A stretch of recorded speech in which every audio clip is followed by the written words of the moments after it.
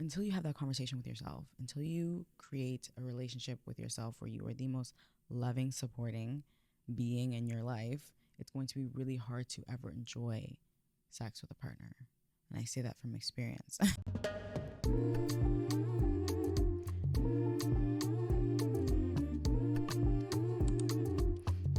I'm so vain. Hello, my loves. Welcome back to another episode of Vain. I am your host and your favorite confidence curating coach, Senjule, and I'm so incredibly grateful, as always, that you took the time to sit and chat with me today as we talk about sex. Let's talk about sex, baby. Let's get into it. I want to emphasize the importance, especially with, I want to say today's day and age. It makes me sound like I'm so old and I'm like out of touch. Anyways, with today's social climate, I think it's so incredibly important that we become so aware and intentional of how we allow ourselves to engage in sex.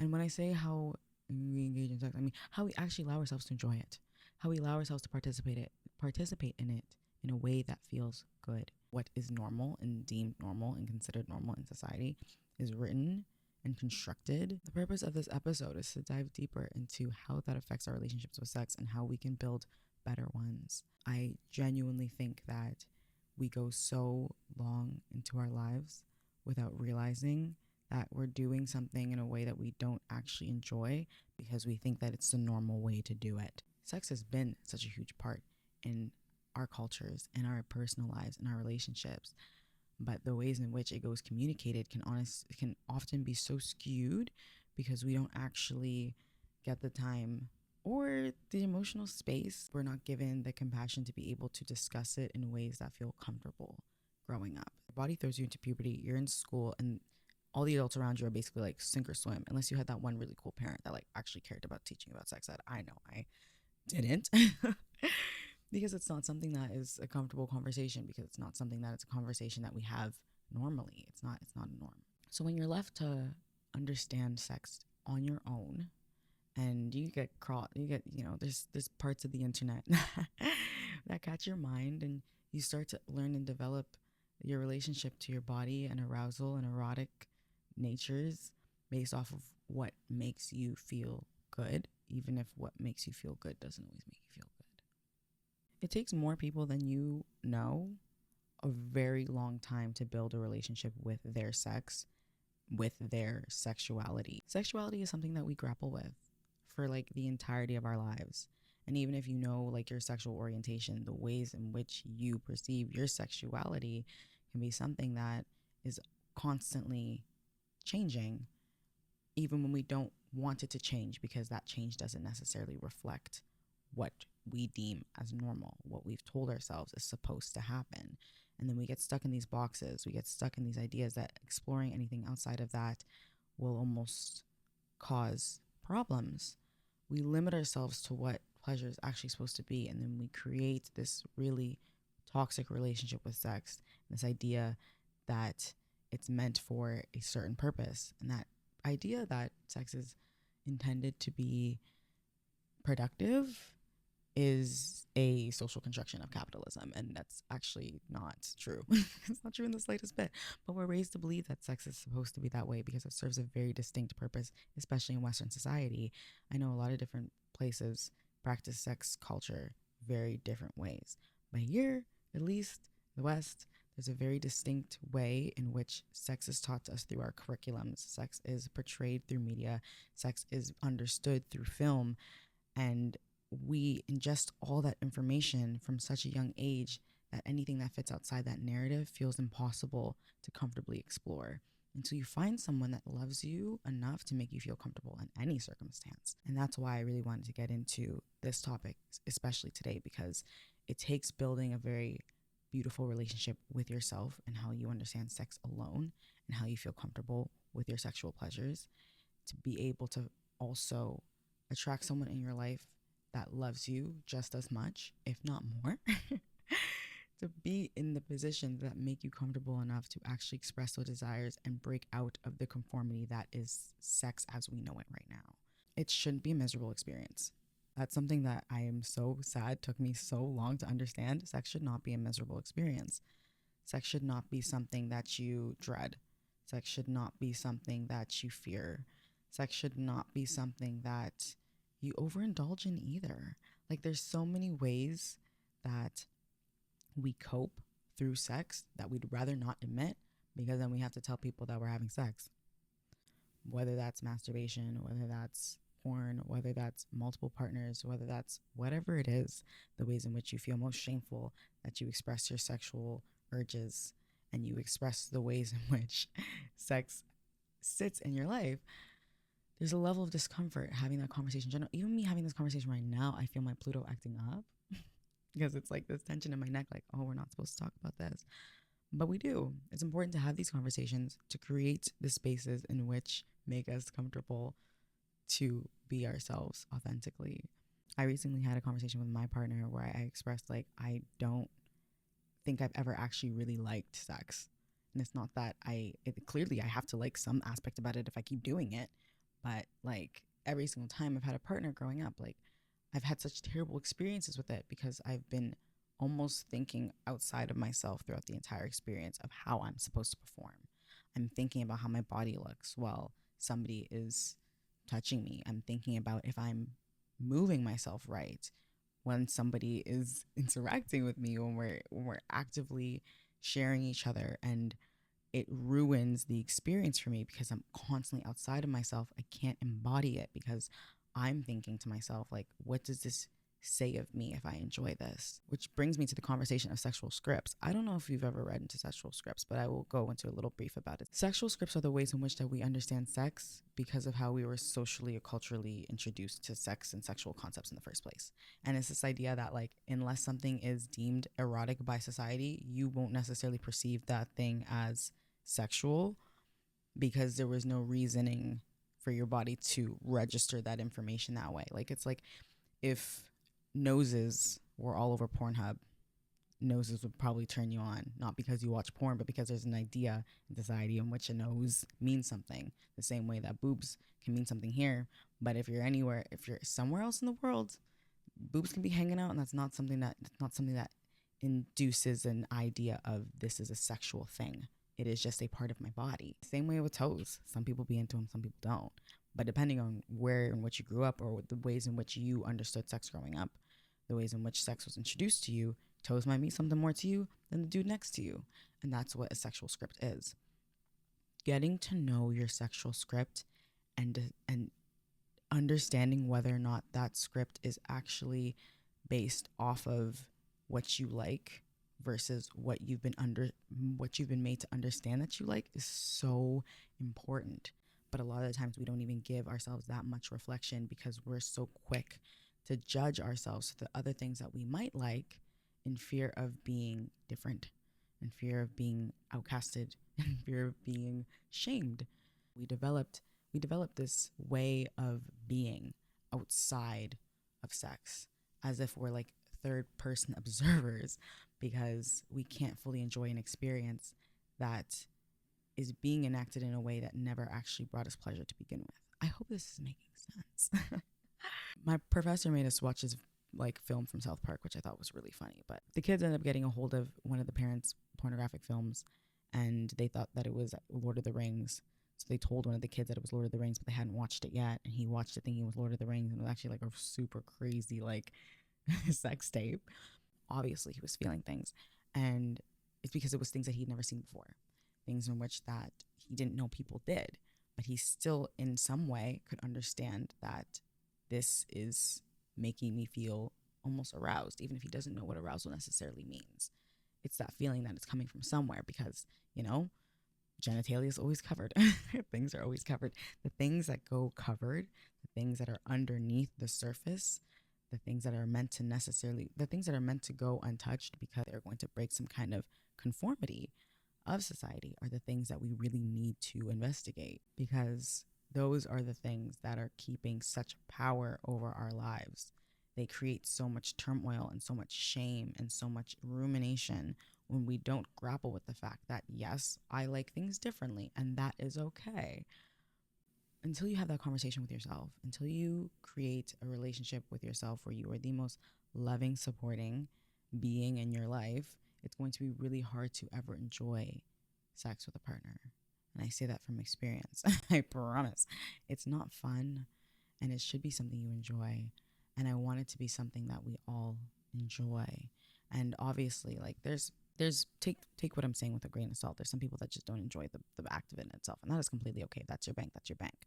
But if you feel like you're getting caught in a cycle of experiencing negative sexual relationships with people, it's a call to really look inside yourself and say, is the way I am going about sex in alignment with what I actually like? Is what I do when I'm alone even nearly similar to what I'm doing when I'm with another person? Is what I think about when I'm alone what I am actually acting when I'm with another person? And obviously these are a lot of questions, but I swear this is the last one. What you think about when you're alone, is that something that makes you feel good, or is that something that makes you feel ashamed? And then ask yourself why. And I'm not saying that there is a right or wrong answer to this at all. I realize that I genuinely prefer sensual sex, being touched softly with jazz music behind me and candlelights, but because I've always been put in positions with men that wanted nothing but power imbalances and a submissive woman, I've never actually experienced, obviously up until now, sex that felt good, sex that felt right, sex that felt right to me, sex that felt comfortable. But that didn't mean I wasn't still aroused or turned on, you know what I mean? But like there was always this aspect of shame, of like demeaning nature that was oozing out of my aura after the fact. And I didn't understand why, because I'm like, I still want to do this thing and I still feel good in parts of my body, but my soul is hurting and I don't know why. But I'm not going to address that until you dive deep into your soul. Like I was saying in my previous episode, until you dive deeper into your soul and you really give the time for those feelings of shame to rise to the surface. And it's going to be really hard to actually unpack the things that are holding you back from having a better relationship with sex. It's so much easier said than done when you've gone through years of like programming of what you're meant to understand, what you're meant to see, and what you're meant to feel. But breaking conformity, part of breaking conformity and loving yourself, is acknowledging those parts of you that you don't necessarily like and giving them so much acceptance that you refuse to accept anything outside of that, of which genuinely feels resonant to you. And sex is a big part of that because a lot of trauma stems from it. 50% of women who experience PTSD have experienced PTSD because of sexual trauma. It's these power imbalances that keep us small and that keep us weak and that keep us powerless to the fact that we deserve pleasure too. And a lot of that comes from the sexual script of girls aren't as sexual as boys, or women don't like sex as much as men do. But like we are literally raised to be passive actors in this play. We're meant to be, we're not meant to be, but we're raised to be, consciously and subconsciously. We inherit this narrative that we are meant to be passive participants in our own sexual relationships. But when you realize that it's a partnership, it's a dance, it's a dual movement, you have to be just as loving of yourself as you are of this other person to make sure your needs are just as met as you are trying to meet theirs. Or else, like, why are we even here? Why are we even here? I spent a lot of my time looking back at the people that I've been with. Like, I don't even know what this was for, other than the fact that I was trying to validate myself and feel loved, and I just really wanted someone to love me. I didn't actually gain true satisfaction from this like this person did when they had my body, because I felt so neglected, but I also never felt comfortable enough to explore my needs and express those needs. I was robbing myself of a good sexual experience because I couldn't let myself come to the fact that the ways in which I've been made to understand sex is not actually the way that I want to do sex. Until I told myself that was okay, until I came to the conclusion that that is actually what I'm meant to do as a human being, part of my journey is learning what I love despite what everybody else around me is telling me. Until I learned to really grapple with that idea, sex became something that I didn't like. And what is the point of that? Like, literally, obviously there's more to life than sex, but life with bad sex for the rest of your life. Life with bad sex is just, to me, is a sentence. that's, that's a straight death sentence. For the rest of my life, that used to be genuinely one of my biggest fears. I used to think something was wrong with me because I didn't get to that point in my relationships for a very, very, very, very, very long time of my life. And I'm like, maybe something's wrong with me. Like, am I actually going to spend the rest of my life like this? Am I going to go the rest of my life never actually getting that feeling from sex that everybody else does? And I realized that if I'm having this experience with every single one of my partners, maybe it's me. Because I'm like, they're satisfied, clearly. Obviously. But why aren't I? I'm looking to the left. I'm like, I'm so glad you're done. Can't say the same. I literally cannot say the same. And I didn't even stop to think to myself, like, I'm the common denominator that's unsatisfied in this every time. But I'm doing it the same way with the same types of people that don't care about my feelings. The same types of people that could not care less about anything about me. They were just there and I was just a body. When you take the time and you really deep, like, I am my own problem. I'm standing in my way. And this is going to continue to traumatize me until I decide to do something differently. You know, you just live in this state of like victimization. I was living in a state of victimization thinking that I'm just never going to have good sex. Maybe my clitoris is broken. Maybe I'm broken. Maybe I'm damaged. Maybe I'm damaged goods. And this is just the reality of things. Maybe I watched too much porn growing up to a point where I'm just perma-fried. That she just doesn't work anymore. Like, even like I can only DJ the VJ. Only I can fully know how to make myself feel good. And when you really take that into perspective, only I know how to make myself feel good. But you never find a way to make yourself feel comfortable enough to express that to partners and other people that you share sex with. It becomes a miserable experience. You become the root of the miserable experience that you keep having, like everything else in our lives. And it comes down to understanding where we got these understandings to begin with, obviously. I would look deeper into sexual scripts. I would give yourself the time to really, write down what great sex would actually feel like to you. And then see if that aligns with the sex you're having right now, any of the sex that you previously had, and what you need to do differently to feel comfortable to have that. It's literally, you're right. Sex is not meant to just be something we do to procreate. We're not intended to just bring people into the world so they can produce more labor and produce more people and continue the cycle that is the family institution. We're meant to actually enjoy life's pleasures. It's part of the foundations of happiness. Learning yesterday, the happiness of grace, the happiness of excellence, the happiness of pleasure. And just like they're like the primary colors, you can't make blue by adding a lot of yellow. And that's just how it is. You can't create blue with yellow. And if you want green, you're gonna need a little bit of yellow. There's ways in which you experience happiness, and sexual pleasure is on such a, no, I want to say it's top of the scale, because how you experience happiness is going to be subjective to you, obviously. But sexual pleasure is a very big part of the happiness of pleasure. And if that is something that you constantly struggle with, that you constantly find anxiety and pain and hurt, when you experience it, it's time that you look within yourself to heal whatever's been broken so you can feel good in your body again. There's nothing worse than feeling out of your body. Being in body means feeling so whole within yourself, having that expressed holistically throughout what you do. And that is such a beautiful, beautiful feeling. I can't even put into words. That is honestly my biggest form of pleasure is feeling embodied.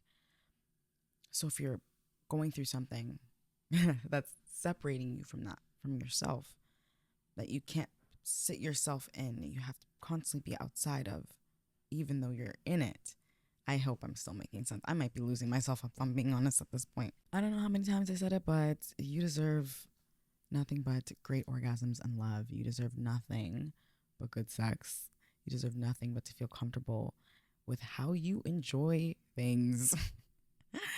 And start to acknowledge that the ways in which you feel shame are literally designed that way in everything we consume to fit a larger narrative that is acting against you. The more you indulge in shaming yourself for the things that we've demonized, the more you lose your power to a system that does not serve you. That's really all I can say about that one. That's all I can say about that one. Interesting fact, PTSD being a form of anxiety disorder is literally hyper arousal. Like when your sympathetic nervous system is so out of whack and you are anxious and you are tense and you don't know what to do, your body is going to react in ways that are going to help you find safety. And now a lot of that safety, more often than we like to admit, comes to sex, sexual pleasure, masturbation, whatever it is for you. We just don't talk about it.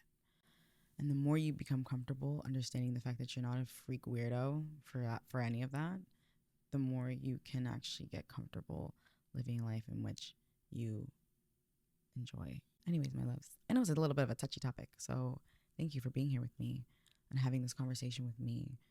And I hope you take the time this week to learn a little bit more about yourself and the ways in which you love.